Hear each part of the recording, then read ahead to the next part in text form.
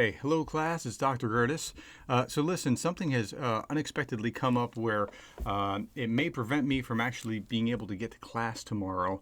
And because of that, I am recording this for you and I'll let you know if class has been canceled, and I will put this online so that you can see it. And I really hate to do this because this is only our second class session together, but nonetheless, I want to make sure that I have this provision if I cannot physically be in class. This is university business. I'm not just playing hooky, I promise. So here's what I would have covered in class, and I'm going to explain it as if we were in class, okay? So first thing, I would have you choose your case study topic, review your company names and mission statements and project parameters. That's going to have to be on hold because I have to do that with you. Review the change game for the week. I can do that, and review humble leadership chapter 2. So the first thing is, here's company A. Just make sure that you're on this list. You can pause this and look and make sure you're in the right company A or company B. And I'll leave this on for company B. The person highlighted is the president of each company. Company C. So that's company C, company D, and if you don't see your name somewhere on the list, then you got to let me know. Now, each company president, please look at this. This is the case study candidates. So I will take first come, first serve choice from your whoever comes from the president of I want Carly Fiorina at HP, or Bob Nardelli at Home Depot and Chrysler, or Eddie Lampert at Sears, or Ron Johnson at JCPenney. And those are your case study topics. Now, particularly, it is that person at this institution. Now, these people have all been at other organizations, but you're going to spend 80 or 90% of your time talking about what they did at these companies. Okay, so again, first come, first serve. So whoever emails me first and tells me we want such and such. So talk with your groups. Okay, the change game. Here's the scenario. You're beginning to settle in at Principus. After what seemed like an endless maze of paperwork, you were glad to get to meet your work group. They're nice enough, but they're different than you imagined. They love what they do, and they think that you will love it too. But you immediately realize that you have little in common with any of the other 5 members of the team. You just don't seem to click. You'll have to spend long hours working together, and you wonder if you've made a mistake in choosing to work at Principus. When Mark invites you to take on a significant role in the project, you decide that you really want to connect and build trust with your team. So you do what? You A, throw yourself into the project with abandon in order to prove that you're a competent, dedicated member of the team. Or B, or C, or D. The real answer is you open up and begin to share a bit of yourself with the team as you go about your work. Okay, you open up and begin to share a bit about yourself with a team as you go about the work. Now that gels right with what the text is talking about. You're trying to personalize. You're trying to get to level 2 sooner than later. You're not just trying to throw yourself into the project or study members of your team or show that you have some plan. No. You're trying to get to know each other immediately. Okay. Reviewing the company details, I'll have to do in class next week. The company name, mission statement, parameters, and flag. The flag needs to be a real flag cloth. I mean, it doesn't need to be flag size, but it needs to be cloth. It needs to show whatever it is that you're trying to show on it. Please don't be lazy with it. Make sure you bring it to every class. Okay, so let's go back to humble leadership. We're in chapter 2 right now, and if we were in class, I would ask this. I'd say, what's a relationship? And then I would go over and I would grab my trusty little cold calling list, and I would say, Jamari Dunbar, tell me what is a relationship? And I would expect you to explain it as if it was in the book. And if you didn't know, so now cold calling works like this. I'll give you a 3, 2, or 1. A 3 is roughly an A, a 2 is roughly a B-ish, a 1 is roughly a C, a 0 is an F, obviously, right? And if you know it, you know it. If you don't know it, if you know it really well, I might even give you on rare occasions, I've given you a 4. But I ask you to explain it. And then it comes right here. A set of mutual expectations about each other's future behavior based on past interactions with one another. You should know that from your notes, okay? You should already have read this and understand that. So what's a relationship? There's mutual expectations. There's a feeling of comfort. There is trust. And all those things have to be involved.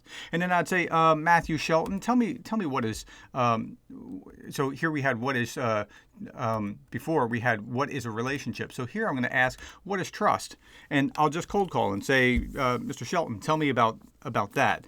And I would expect you to tell me it's what we know, what we expect of each other. It's our level of trust reflects the degree to which our behavior and the behavior of others are consistent. Now, I'm not expecting you to quote chapter and verse, but I'm expecting you to get the sense of what's going on.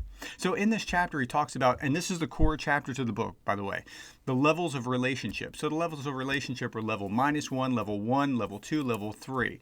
And then he talks about, and we talked about that before, level 1 is this domination and coercion. Level 2 is transactional, like professional behavior, like we would think at work. That's level 1. Level 2 is this personal, trusting relationships that we're trying to go to. And level 3 is emotionally intimate commitments. And that's not necessarily what we're trying to get to. So I'd say, what's personalization? Now, imagine I had just called on you. Tell me what personalization is in your own words. Okay, just speak it out loud. I can't hear it, obviously, but this is practice for what it would be like in class. Okay, so if you know what that was, okay, then give yourself a 3 or 2 mentally. Right? If you don't know what it was, you probably got maybe you took a crack at it and missed and got a 1, or you just didn't know and you got a 0. You don't want to get zeros because this adds up over the course of the semester. Okay, personalization is not a typo. It is building working relationships. It begins by revealing something personal. It creates vulnerability. Personalization is getting to know somebody in such a way that you're able to function with them well. Okay, so why should you personalize, Cameron Jones? And I would call on you and you would tell me, because in order to maximize the possibility that you will be open and honest with each other and feel safe reporting with someone when things are not going well, when you don't understand each other, when you don't agree with each other, and most important, when you need each other's help. If you can say some essence of that, you're in good shape. That's how class will be conducted, okay? Personalization. We don't need to become friends. We don't need to learn everything about each other's private lives, but we have to learn to be open and honest around work issues. That's the reason for personalization. Okay, so you're understanding how this is working. So again, let's do this again. So I've just called on you and said, what is level 1? Can you answer it? Okay, try to answer it right now. Think through, what is level 1? Okay, now give yourself the mental grade, 3, 2, or 1. Okay, that's level 1. Okay, now level 1 is total domination, coercion. It's master-slave, it's guard-prisoner, it's inhumane. You don't want to go there. Personalization is impossible in this kind of relationship. Okay, and we have to understand that. So if you answered well, give yourself that mental 3, 2, or 1. What is level 1? Same thing. Answer that question for yourself and then give yourself mentally the grade that you would get. Okay. Level 1 is this professional organizational behavior. It's professional distance, it's transactional, it's impersonal. We try not to offend. I'm staying in my lane doing my job. Okay? That's how most offices run. That's not where we want to be. We treat each other as fellow humans who we trust to a certain degree, not to harm us. That's fine. But we do not feel the need to know each other except in their roles. That's the problem with level 1. It only goes but so far. You're reduced to a role. Okay? Now, what are the limits of openness and trust? How far can you be open with someone? So, again, fictitiously, I'm calling on you. How would you answer this? Okay, so you should be saying something like, look, I mean, I can't go too far. We're not trying to go too far, but in the professional role, we're very limited, right? And let me give you some examples. So this is my doctor, Dr. Henderson, right? When I go to the doctor can ask me personal questions to diagnose me, but I can't ask him, so how are your bowel movements today? You know, that's not something that I can ask him and reply. But in a professional relationship, he can ask me about the weirdest kind of personal questions that you can imagine, and that's fine in that role. So that's a legitimate kind of place, but that's okay for professional behavior. But there are limits to openness and truth, right? So most people try to tell the truth, but they sometimes withhold if it, say, might hurt somebody, or employees don't always tell the truth to their boss because the boss has proven in the past that he doesn't want to hear it, or things along those lines. So there are limits to this openness and trust, even in this professional realm. Now tell me, what is level 2? I want you to think out loud for just a moment. What is level 2 behavior? Okay, level 2 means what? So if you said something about, we're recognizing that the person is a real person and developing a relationship or trust or things along those lines, you would get a 3. Okay. If you're saying half of that, maybe a 2 or a 1. Okay.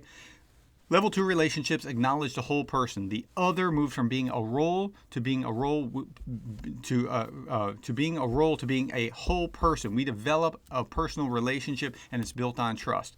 Henry Ford, it's attributed to have said, "Why is it that I always get a whole person when what I really want is a pair of hands?" What a terrible way to work, right? I mean, I don't want to work for that.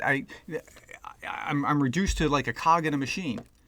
And for years in my graduate class, I pulled this slide from a different class, and I said this, like, so here's Janie. And I worked with Janie for 5 years, and she, on the organizational chart, was below me. She worked, for me, but she didn't work for me. She worked with me. Look, Janie has a whole life, personality, and stuff, right? So she's not just her role of what she was doing for me. She has biological functions and rational functions and emotional functions and financial and familial, spiritual. She's not a pair of hands like Henry Ford talked about, right? And so if I acknowledge that, if I recognize her as a whole person, we're going to get on a lot better than if we didn't. If I have hopes and dreams and aspirations, so does she. And I have to recognize that in order to function. And you know what? She could influence me as much as I influenced her. When we got to a decision process, I'd say, look, what do you think? Let's talk about this. Let's work this out. And so our work environment became much smoother because we established that personization kind of relationship. Okay? So level 2, relationships that acknowledge the whole person. One can only engage a person, not a role. Okay? That's important. If you're going to build trust, you have to deal with the person and understand the person. The more that work requires collaboration, open communication, and trust in each other's commitment, the more it will require level 2 personalized relationships. This is really important. This is the essence of the book right here. Okay, so if that's level 2, what is level 3? So I want you to try to answer that question. Okay, just think through. Level 3 would then be, okay, how do you do? Did you get a 3? Did you get a 2? Did you get a 1 or a 0? Okay, and if you don't know, now you know what's going to happen when we get to class next time. Okay, so level 3 is intimacy and emotional attachment, friendship, and love. So intimate relationship. So here is my family. This is my wife and I on the left-hand side. These are my kids, right? Level 3, that's where it should be. A few close friends, sure, but you're not trying to convert everybody at work because you personalize into being your best buddy. It's not like that. That's not what we're trying to do. We want to avoid the appearance, the authors say, of favoritism, nepotism, and corruption. But the line is of one of degree, not of kind. Okay, so we're not trying to make everybody our best friend and then get into these other traps. Okay, so the question becomes then, how close should you be to your people? And I'm not going to show this clip. Here there's this great scene in a movie called Ike, and this is Tom Selleck playing Dwight Eisenhower as the Supreme Allied Commander in World War II. And one of his generals has kind of spouted off about the D-Day invasion when he was drunk, and he has to bust him down and send him back home.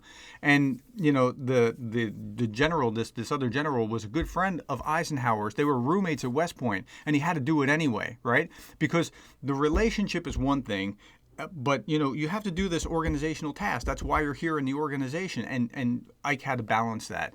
The other clip I show is from Band of Brothers, where the guy on the left that's looking at the one with the ear in the picture, he's saying, "Hey, look, you can't gamble with the men." He said, "I was just gambling. What's the problem?" He said, "Look, never put yourself in a place where you take from your people." And that's so critical. It's so valuable to think in those terms. He said, what if you won? You would have been taking it from. They have to have emphatic trust in you. Don't do this. Okay? So there's this kind of like separation of, where your role should be as opposed to someone else. But at the same time, it was there for a reason. Okay, I want to talk about a different type of separation here.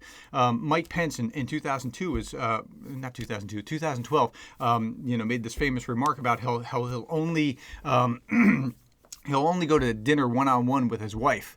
And the left was just they went ballistic. They went nuts. They were saying like how can you do that? You'll only go to your, what a sexist he must be. Well, that just shows how sexist the Republicans are and that kind of thing. Well, in light of Me Too, that might not have been a bad rule for him to uphold. But even more than what's come out since that, with all the Me Too, all the people preying, all the powerful men preying on the less powerful women, there's something else that you want to avoid here as well. And so you want to get to know people, but you don't want to get to a point where you have emotional infidelity, okay? So we're not trying to cross that line. And there's this great article that I would be going over in class with you about 10 rules for avoiding emotional infidelity. It turns out that most affairs now start in the workplace. And, because with people that you're working with. And so you need to keep these barriers, these lines up that are appropriate, even if you're getting to know people. Like you saw the picture I had of Janie. Yeah, we trust each other, we understand each other, but the lines are, this is a working relationship, working established something, and we're not going to spend extra time. I'm not going to confide in her where I should be confiding in my wife, or that kind of thing. So you just want to be aware that, yes, you want to have this trusting relationship, but you don't want it to go too far in many different ways. Okay, so what is level 4? So try to answer level 4. If you can answer level 4, give yourself a couple seconds. Okay, did you get a 3, a 2, or a 1? Okay, how would you grade yourself? Level 4, there is no level 4, so you should have been going level 4. There's no level 4, and if you did that, you got a 3. Okay, so this was just to see if you were on your toes. Okay, so the conclusions here are level 2 is not about being nice.